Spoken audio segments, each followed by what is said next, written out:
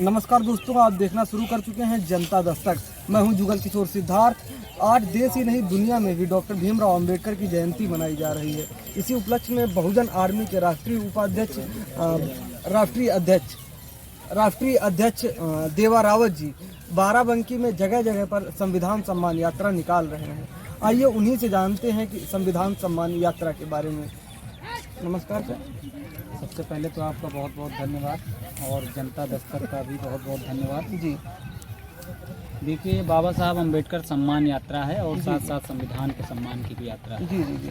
इस यात्रा का जो उद्देश्य है वो ये है कि गांव-गांव में जो जहाँ पे अभी बाबा साहब के मिशन की अलख नहीं जगी है, जी जी, वहाँ पे जाके बाबा साहब अम्बेडकर के मिशन को आगे बढ़ाने के लिए युवाओं को तैयार कर रहे हैं। महिलाओं को संविधान के बारे में जो महिलाओं को आर्टिकल्स मिले वो बता रहे हैं जी।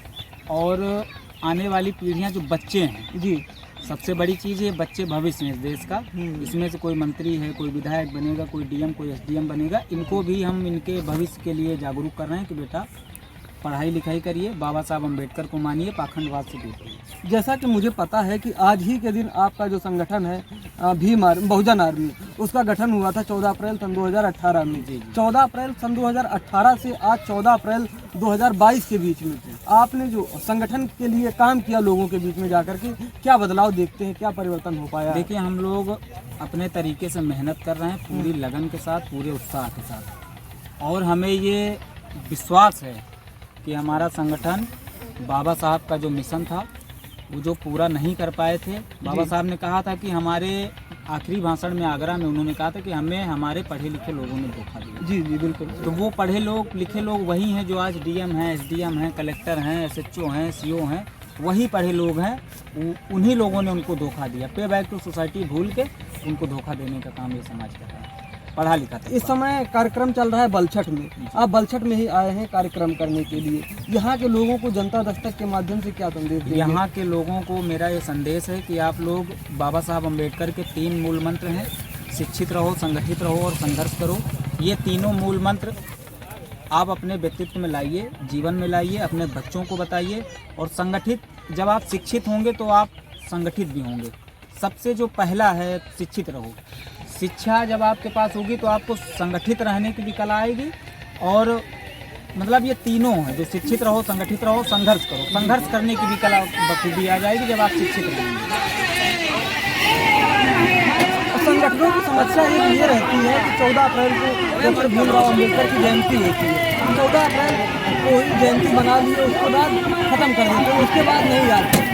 तो आप क्या कहना चाहेंगे कि 14 अप्रैल के बाद लगातार कार्य चलता रहना चाहिए?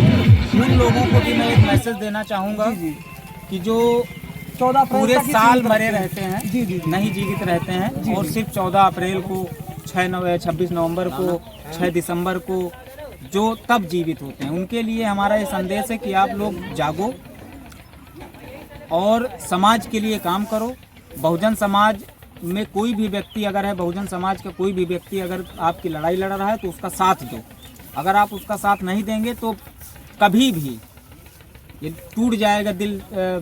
जो समाज की जो लड़ाई लड़ रहे हैं उनका दिल टूटेगा, फिर भविष्य में आपकी लड़ाई लड़ने वाला कोई बचेगा नहीं। समाज में आज आप देख रहे हैं कि हिंदू समाज की तरीके से एक कुरीति फैली हुई है।